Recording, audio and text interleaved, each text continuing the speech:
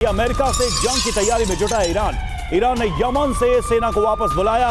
Yemen में अमेरिकी हमलों के बीच यह फैसला लिया गया। टेलीग्राफ की रिपोर्ट में बहुत बड़ा दावा किया गया। अमेरिकी बमबारी के बीच हूती का साथ छोड़ा है ईरान।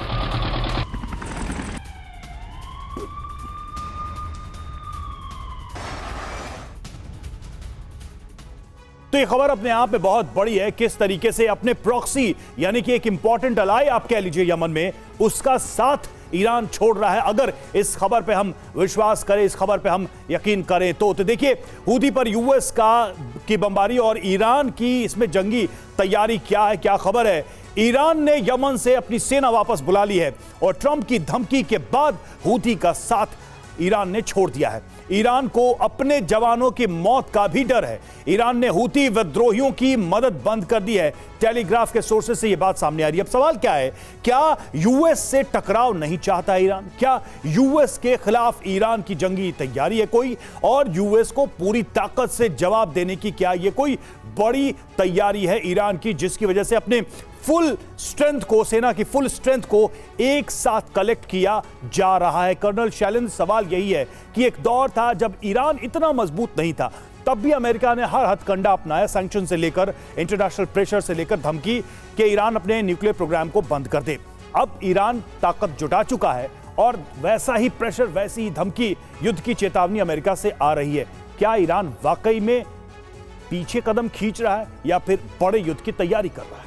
जय हिंद, नमस्कार। अगर आप इस पूरे ईरान यूएस कॉन्फ्लिक्ट को बिल्कुल निष्पक्ष होकर एनालाइज करें तो आप ये देखेंगे कि दोनों ही साइड कैरेट एंड स्टिक, जिसको हम डिप्लोमेसी में बोलते हैं, इंटरनेशनल डिप्लोमेसी में, कि आप स्टिक क्या दिखा रहे हैं, यूएस स्टिक क्या दिखा रहा है, डंडा क्या दिखा रहा है कि 2 एयरक्राफ्ट कैरियर लगा दिए, पैट्रियट मिसाइल लगा दी, घेराबंदी कर दी, हूतीज के ऊपर अटैक कर दिया, इस तरह के वो दिखा रहा है। और उसके बदले में वो कैरेट क्या दे रहा है, वो गाजर क्या दिखा रहा है ईरान को कि आप पहले तो टेबल पर आ जाइए और हमसे डायरेक्ट बात कीजिए, आपका न्यूक्लियर प्रोग्राम के बारे में बात कीजिए, वगैरह वगैरह। इसी तरह ईरान क्या कर रहा है, ईरान बोल रहा है कि चलिए जी, मैंने जीपीएस आपका फेल कर दिया एक पर्टिकुलर जगह पर, अब मेरी मिसाइल्स मैंने लगा दी, मेरे पास सब कुछ है। लेकिन अगर आप बिल्कुल अच्छा बैलेंस मेजर करें तो आप ये ज़रूर पाएंगे कि ईरान डैमेज कर सकता है, जीत नहीं पाएगा।